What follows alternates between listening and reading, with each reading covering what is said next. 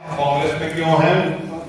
क्योंकि जो सपना सामाजिक न्याय का महात्मा गांधी जी ने देखा था, नेहरू जी ने देखा था, बाबा साहब अम्बेडकर ने देखा था, भगत सिंह ने देखा था, चंद्रशेखर आजाद ने देखा था, नेताजी सुभाष चंद्र बोस ने देखा था कि कैसा देश बनाना है, वो देश सिर्फ कांग्रेस ही बना सकती है। और कांग्रेस अपनी जद्दोजहद में एक अधिवेशन जैसे होते रहते हैं कांग्रेस के, कराची में एक अधिवेशन हुआ था 1931 में, और उस अधिवेशन में 31 मार्च 1931 को कांग्रेस के अधिवेशन में एक प्रस्ताव पास किया था कि हमारा देश जब भी आजाद होगा तो हम बताते रहेंगे, तो इस देश में हम एक संविधान बनाएंगे। तुम आज होने दो। और वो संविधान ऐसा बनाएंगे कि उसमें सबको बराबरी का हक होगा, चाहे वो किसी भी जाति से हो, चाहे वो किसी भी धर्म से हो, चाहे वो गरीब हो, अमीर हो, शिक्षित हो, अशिक्षित हो, महिला हो, पुरुष हो, सबको बराबर अधिकार। तो ये 1931 में इंग्लैंड अमेरिका में भी महिलाओं को बराबरी का हक नहीं था, ठीक है।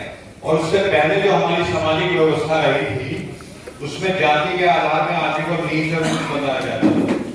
तो ये क्रांतिकारी प्रस्ताव था, ये प्रस्ताव हुआ, जद्दोजहद चली, कुर्बानियां दी गई, 15 अगस्त 1947 को देश आजाद हो गया।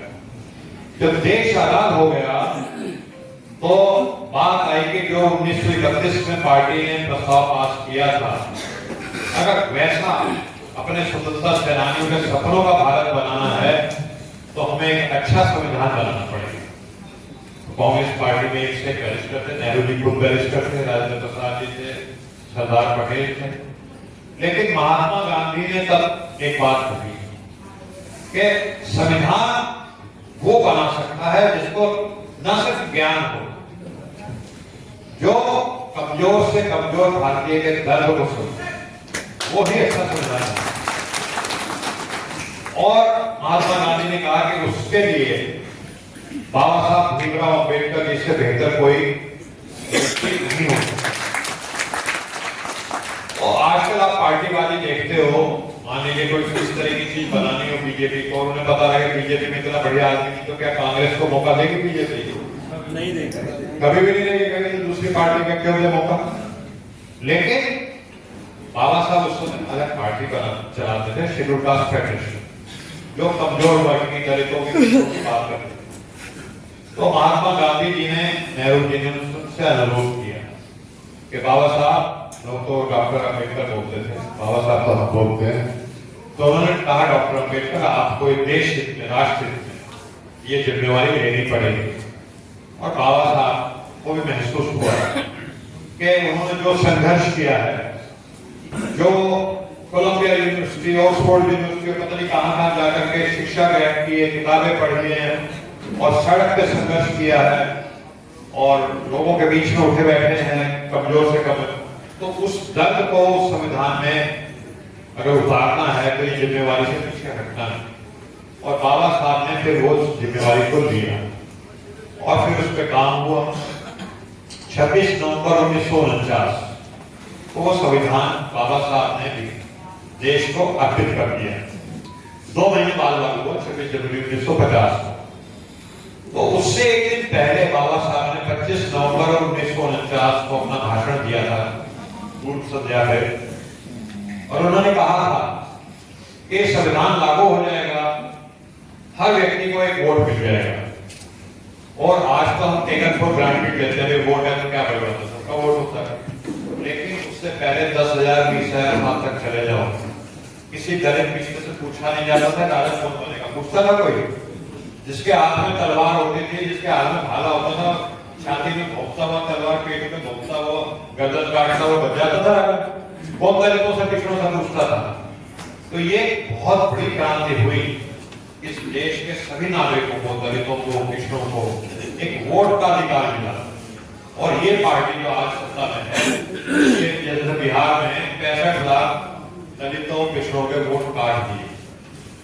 ये धीरे धीरे हमारा वोट भी व्यक्ति की गरिमा और राष्ट्र की एकता और अखंडता सुनिश्चित करने सुनिश्चित करने वाली बंधुता बढ़ाने के लिए दृढ़ संकल्प होकर मैं निवासी अपना नाम लिख लूं। संकल्प लेता हूँ तन मन धन हर प्रकार से संविधान की रक्षा करूंगा तथा संविधान के अनुरूप व्यवहार करूंगा। जय संविधान। जिंदाबाद जिंदाबाद प्रियंका गांधी जिंदाबाद जिंदाबाद जिंदाबाद प्रियंका गांधी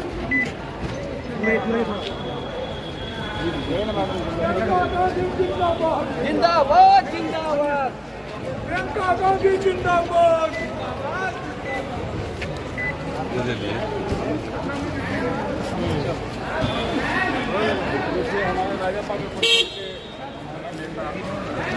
चेयरमैन पद डेवलप किया पार्टियों ने। ये होता है कि आप जो काम सभी काम तो एक आदमी नहीं कर सकता, तो इसलिए अलग अलग संगठन बना करके अलग अलग जात समुदाय और लोगों को जोड़ने के लिए उनको सम्मानित करके काम लेने का एक तरीका। तो मैं आप लोगों को इतना विश्वास दिलाता हूँ, जिस प्रकार से आप लोगों ने हमारे साथ सहयोग किया पिछले कार्यकाल में, मैं आप लोगों से यह उम्मीद करता हूं कि आप लोग मेरा सहयोग करेंगे।